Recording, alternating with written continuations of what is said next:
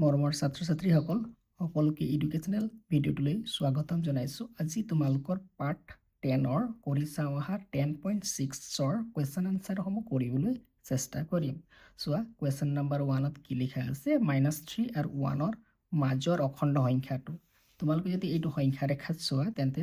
দেখা পাবা -3 আৰু 1ৰ মাজৰ অখণ্ড সংখ্যা -2 হয়, -1 হয় আৰু 0 হয়। এতিয়া প্ৰথম আনসাৰটো কি দিয়া আছে, এ নম্বৰত -4 নহয়, -1 হয়, হয়নে? মাজত আছে -1 হয়,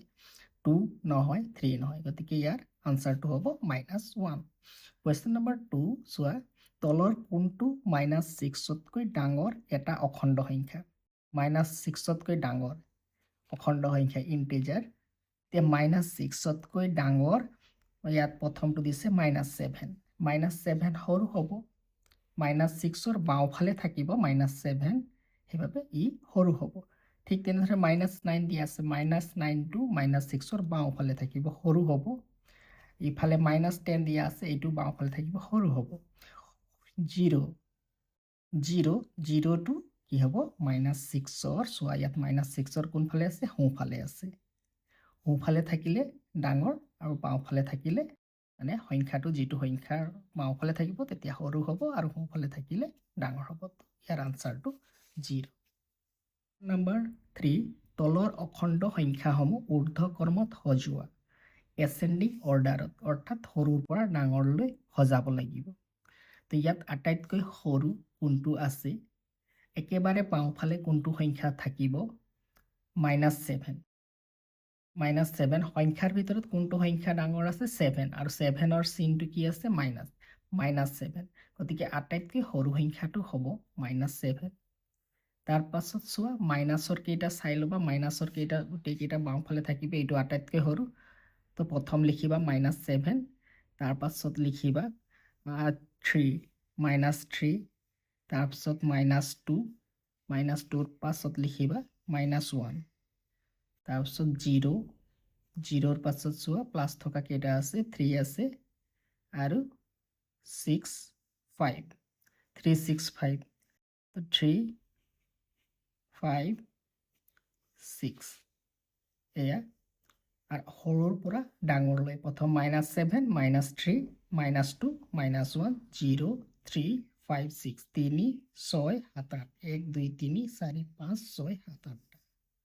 কুৱেশ্যন নম্বৰ 2 চোৱা, -20, -30, -10, 0, 10, 30, 20। তো মাইনাছ থকাটো বাওঁফালে থাকিব আৰু যোনটো সংখ্যা ডাঙৰ অৰ্থাৎ 30টো -20 আৰু 10তকৈ ডাঙৰ, গতিকে ই আটাইতকৈ সৰু। -30, তাৰপিছত -20 দিবা,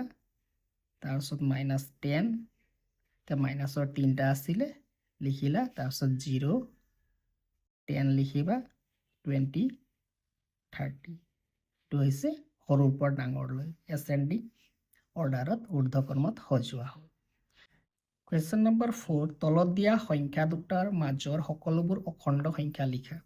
1 নম্বৰত কি দিয়া আছে, 0 আৰু 6ৰ মাজৰ অখণ্ড সংখ্যা, 0 আৰু 6ৰ। যদি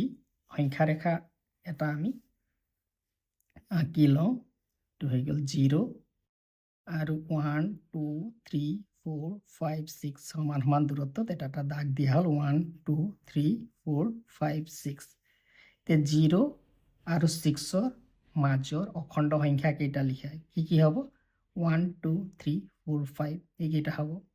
গতিকে 1ৰ আনসাৰটো হ'ব, ইয়াৰ আনসাৰ, ইয়াৰ মাজৰ সকলোবোৰ অখণ্ড সংখ্যা লিখা বুলি ক'লে কি হ'ব, 1 হ'ব, 2 হ'ব, 3 হ'ব, 4, 5, 1, 2, 3, 4, 5, -6 আৰু 6ৰ। এতিয়া -6 এই সংখ্যা ৰেখাৰ পৰা আমি লিখিব পাৰিম। চোৱা, ইয়াত 6 লিখা আছে, -6ৰ কাৰণে 1, 2, 3,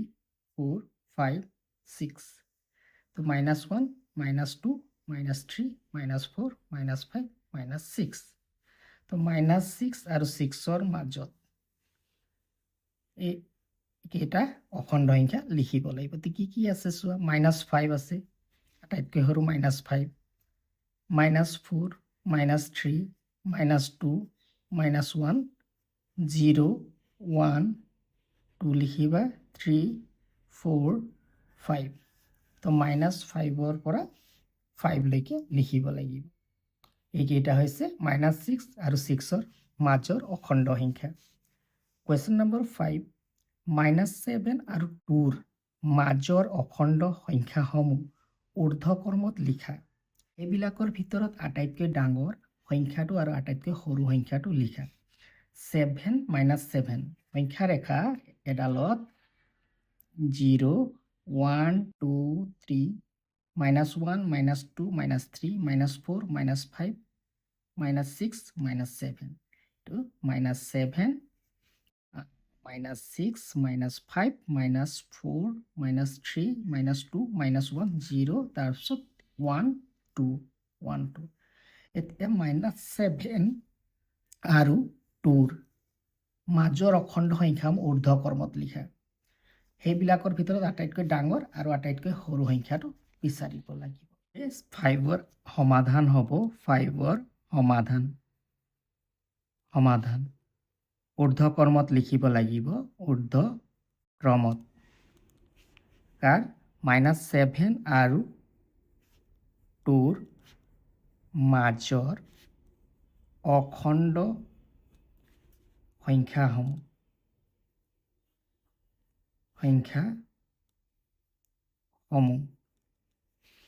ঊৰ্ধ্বক্ৰমত -7 আৰু 2ৰ মাজৰ সংখ্যাসমূহ লিখিলে -7 মাজৰ -6 -5 -4 -3 -2 1 -1 0 1 গতিকে এইকেইটা হ'ব -6 -5 -4 -3 -2 -1 0 আৰু 1 এইকেইটা -7 আৰু 2ৰ মাজৰ অখণ্ড সংখ্যাসমূহ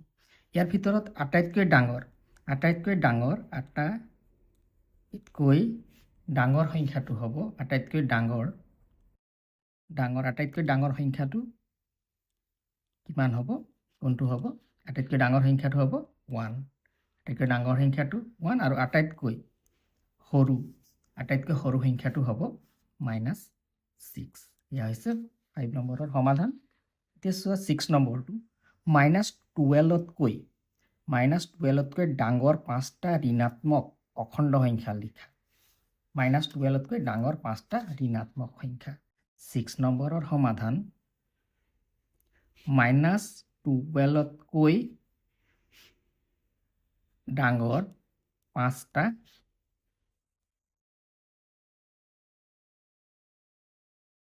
-12তকৈ ডাঙৰ 5টা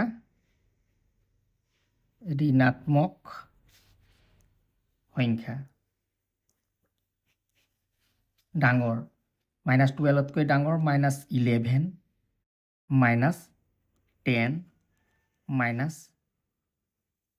-9 -8 -7 এটা দুটা তিনিটা চাৰিটা পাঁচটা আৰু -6 এই গোটেইখিনি হ'ব -1 লৈকে গতিকে -12তকৈ ডাঙৰ 5টা ঋণাত্মক সংখ্যা লিখা -11 -10 -9 -8 -7 1 2 3 4 5 এয়া হৈছে 6 নম্বৰৰ সমাধান কুৱেশ্যন নম্বৰ 7 সংখ্যা ৰেখা ব্যৱহাৰ কৰি তলৰবোৰৰ উত্তৰ লিখা 7 নম্বৰৰ 1 -3ৰ বাওঁফালে নিচেই কাষত থকা আৰু -3ৰ সোঁফালে নিচেই কাষত থকা অখণ্ড সংখ্যা দুটা লিখা ইয়াত তোমালোকে কি কৰিবা সংখ্যা ৰেখা আঁকি ল'বা -3ৰ বাওঁফালে নিচেই কাষত থকা 1 2 3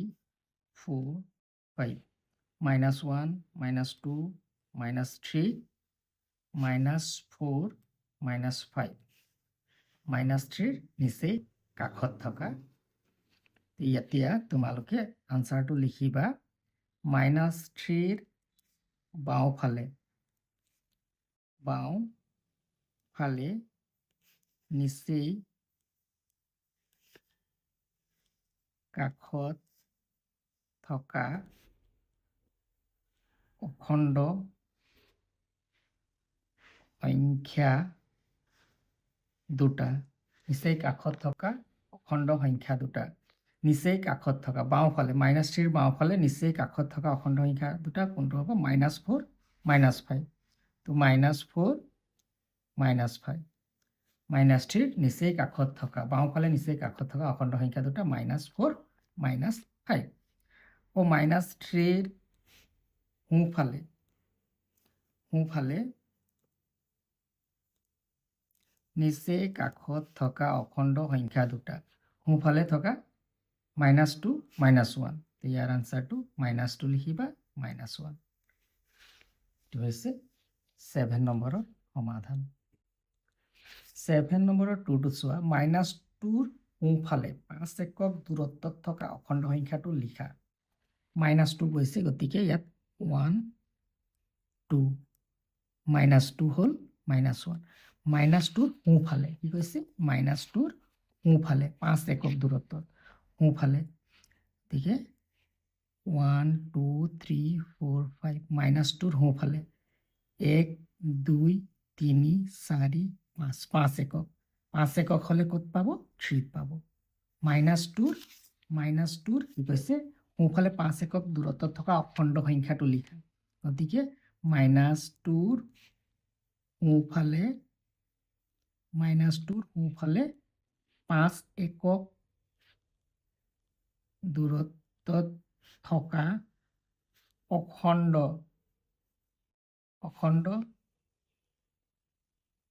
সংখ্যাটো হ'ল 3 -2ৰ সোঁফালে 5 একক দূৰত্বত থকা অখণ্ড সংখ্যাটো কিমান হ'ব 3 কাৰণ 1 একক 2 3 4 5 একক এইটো হৈছে আনসাৰ 3 নম্বৰটো চোৱা -3ৰ পৰা দুয়োফালে -3ৰ পৰা দুয়োফালে 3 একক দূৰত্বত থকা অখণ্ড -3ৰ পৰা দুয়োফালে 3 একক দূৰত্বত থকা দুটা অখণ্ড সংখ্যা লিখা 3 নম্বৰ -3ৰ পৰা দুয়োফালে 0 -1 -2 -3 -4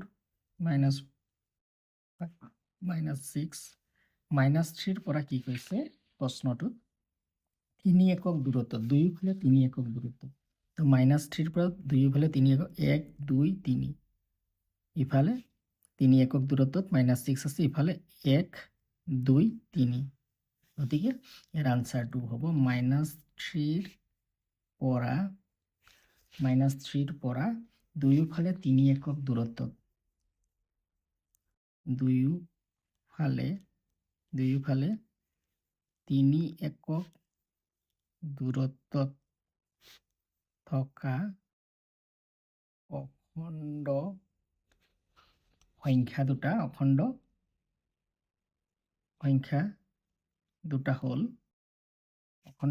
দুটা হ'ল -6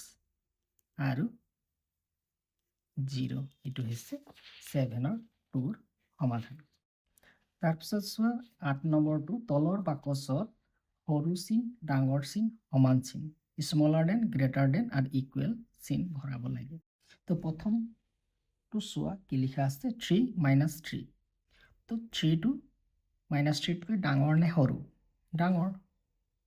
প্লাস থকা কেইটা ডাঙৰ হ'বই গতিকে 3 ডাঙৰ হয় গতিকে greater than 3 is greater than -3 -2 -4 তে মাইনাছৰ ভিতৰত মাইনাছ দুইটাতে মাইনাছ আছে হয়নে ইয়াতো মাইনাছ তে এই দুটাৰ ভিতৰত কোনটো ডাঙৰ মাইনাছ যদি দুইটাতে থাকে যোনটো সংখ্যা সৰু হয় সেইটোৱেই ডাঙৰ হয়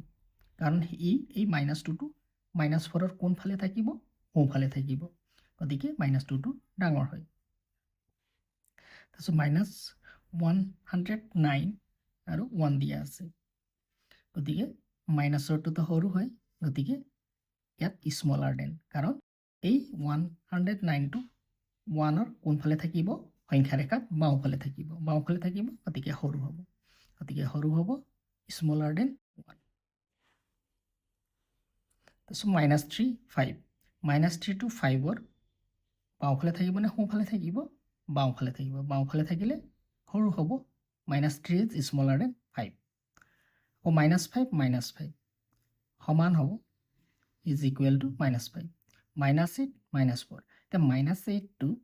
-4ৰ বাওঁফালে থাকিব নে সোঁফালে থাকিব সংখ্যা ৰেখাত বাওঁফালে থাকিব গতিকে -8 ইজ স্মলাৰ দেন -4 এয়া হৈছে 8 নম্বৰৰ সমাধান